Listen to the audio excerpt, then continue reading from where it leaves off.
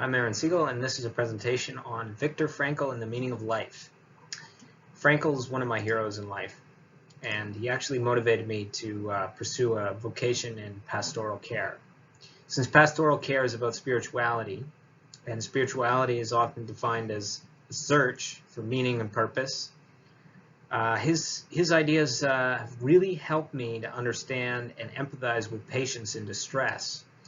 I'm hoping this presentation will do the same for you. If not, at the very least, encourage you to learn more about him on the web and his ideas. Viktor Frankl had this unique insight about the human condition. Human beings, they seek out meaning in life, and they want to go above and beyond who they are. This insight became the basis for a whole new school of psychology, which has helped a whole lot of people. Here's a quote from him.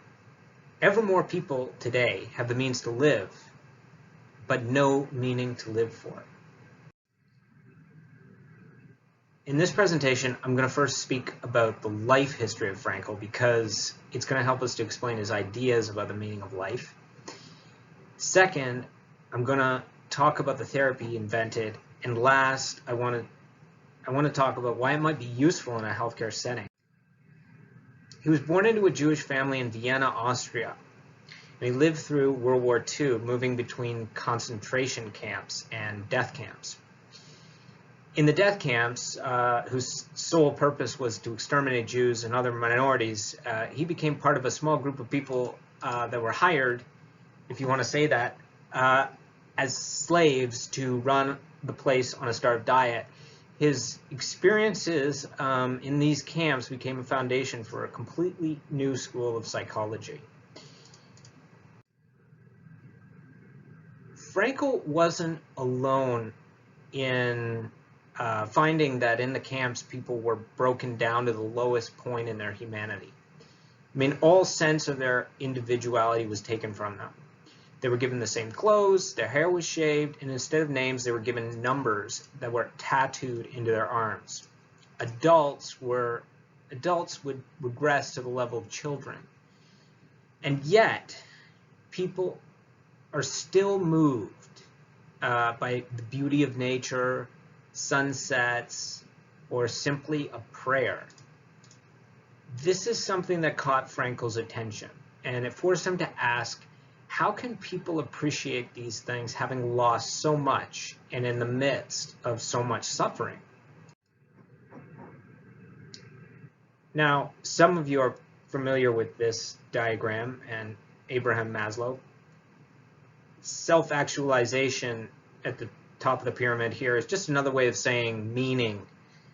Maslow's hierarchy tells us that all these things are necessary to fulfilling our potential in life and to realize our purpose, or to fulfill meaning in our lives.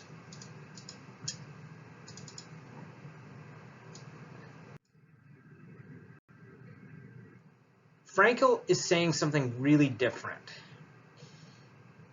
He's saying that these things in the pyramid aren't necessary to finding meaning in life. Man's Search for Meaning, his most famous book, which I highly recommend, describes how even in the death camps, amidst so much pain and suffering, people still were able to get through it if they had meaning. In Frankl's case, two things brought him the strength to press on. Thoughts about his wife, even if she had died, and she was dead, by the way. This gave him the strength to survive. The second was rewriting a manuscript for a book which had been torn up by a prison guard on his arrival. This was a painstaking task, but it was a task that no one but Frankl, with his education and his experience, could write.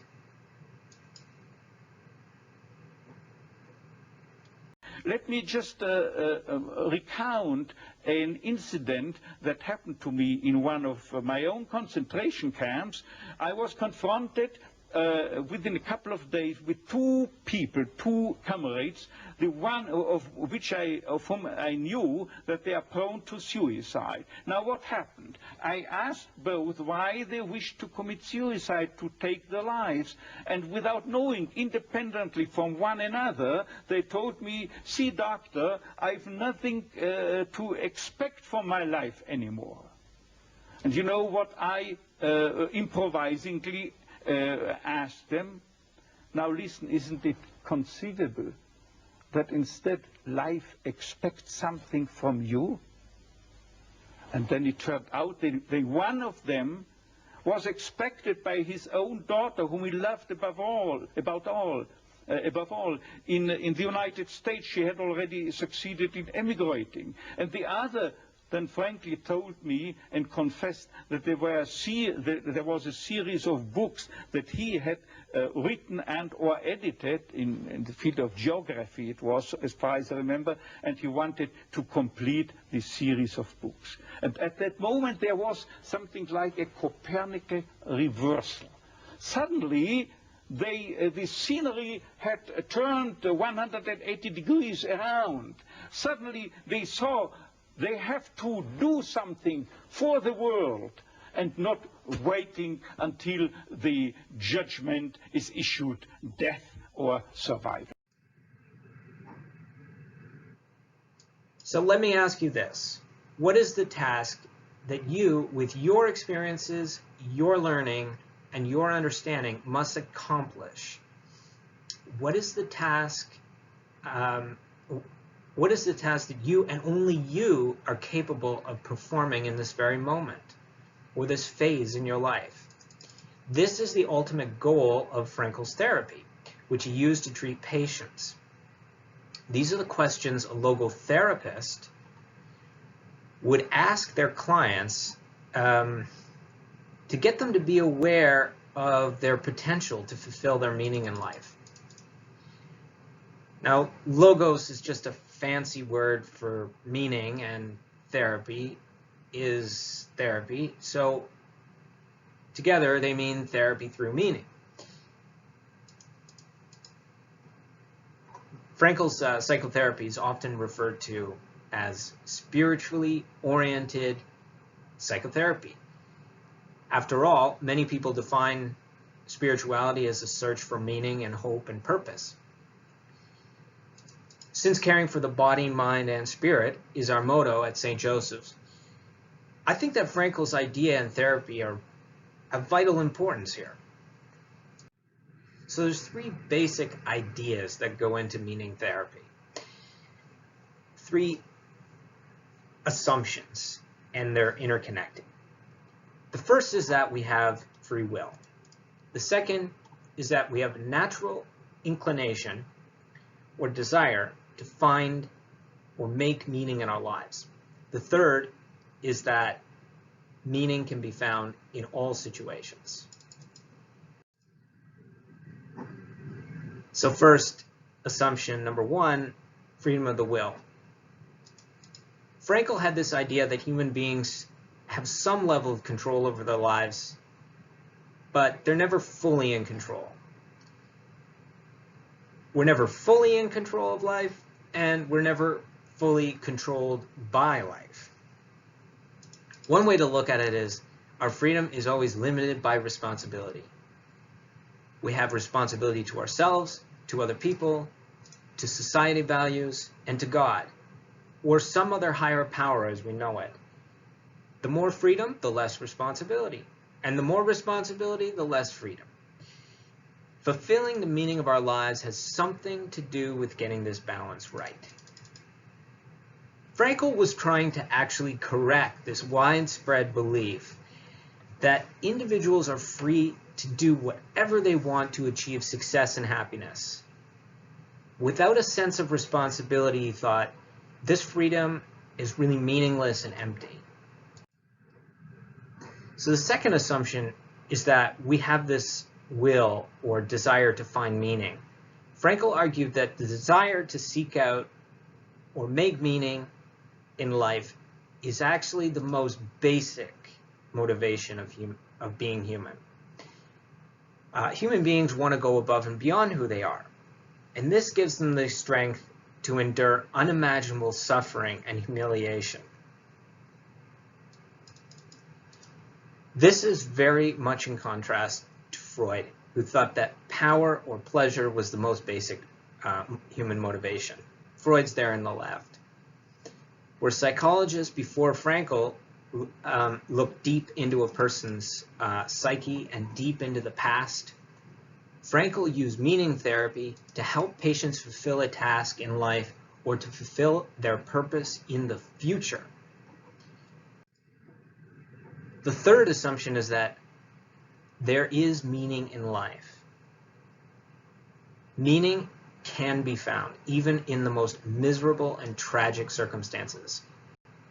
However, it's really important that we define what Frankl actually means by meaning.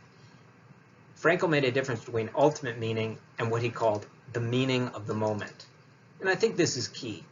What matters most, he thought, was not the meaning of life in general, but rather the meaning of life in a person's, at a given moment, or in other words, concrete situations. Frankl emphasized the discovery of meaning rather than personal creation of it.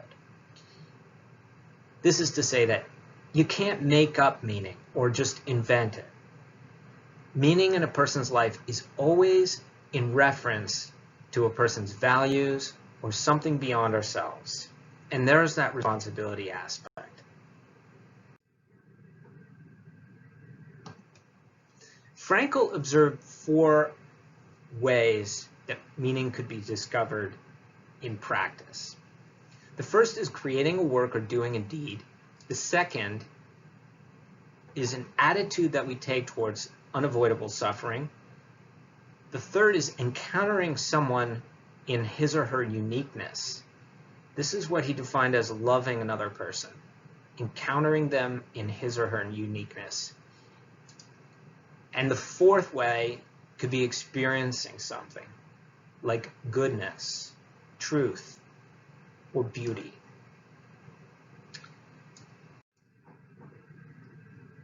Frankl defined despair as suffering without meaning. We all suffer at times, whether physically, psychologically, or spiritually. And while we might not have the control to get rid of our suffering, meaning can actually reduce our despair. Meaning can transform suffering in a very powerful way, and this can make life livable in its presence. So use this equation. S minus M equals D. S is suffering minus meaning, and what you get is despair. So the more meaning you put into life, the less suffering equates to despair. Frankl's insights have relevance in the healthcare setting where suffering, illness, death, or simply just being hospitalized can force us to question the meaning of and purpose in our lives, the legacy we leave behind, or just why these events are happening to us. Many of you have seen patients in despair and calling into question the meaning of their lives. I know this because you've made pastoral care referrals, and I want to encourage you to keep doing this.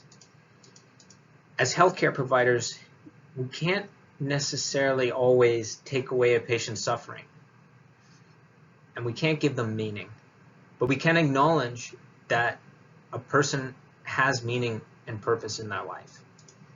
A patient who knows he or she means something to others can endure a lot.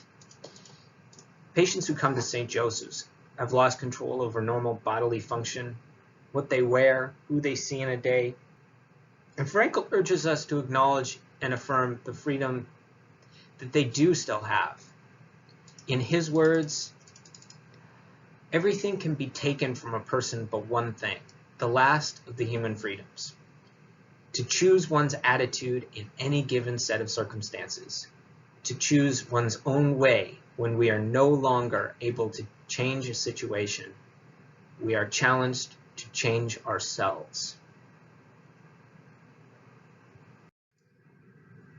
I hope this presentation on Viktor Frankl give you a broader understanding of the ways in which we as human beings find meaning and purpose in life, and its importance in health and healing.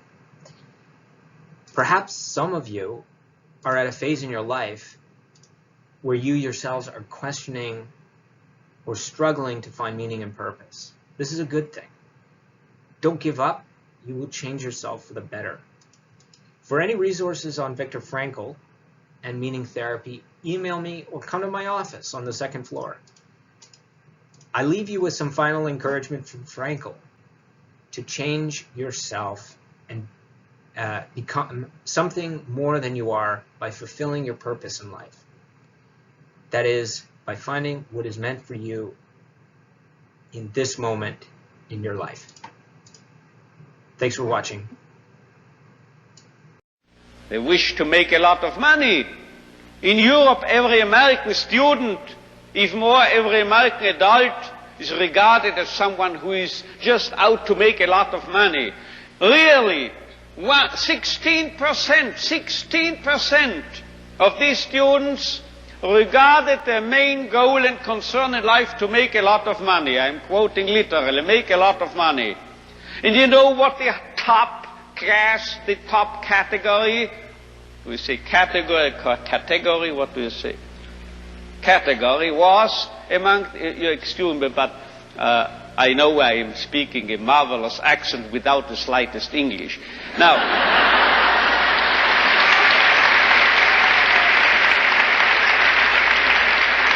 you know what the top category was? 78% of these American youngsters were concerned, as they expressed it themselves, with finding a meaning and purpose in their lives. So this is a realistic view on man. And you know, you won't believe it, gray hair, my age, I started taking flying lessons recently. And you know what my flying instructor told me?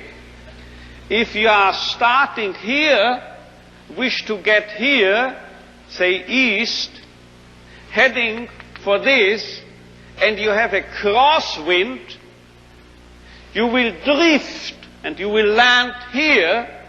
So you have to do what we pilots call crabbing, he told me, C-R-A-B, crabbing. You have to head for north of this airfield, and you have to fly that way, you see, as if you headed in this direction. If you are heading here above this airfield, then you will actually land here. But if you head for here, you are landing here. This holds also for man, I would say. If we take man as he really is, we make him worse. But if we overestimate him,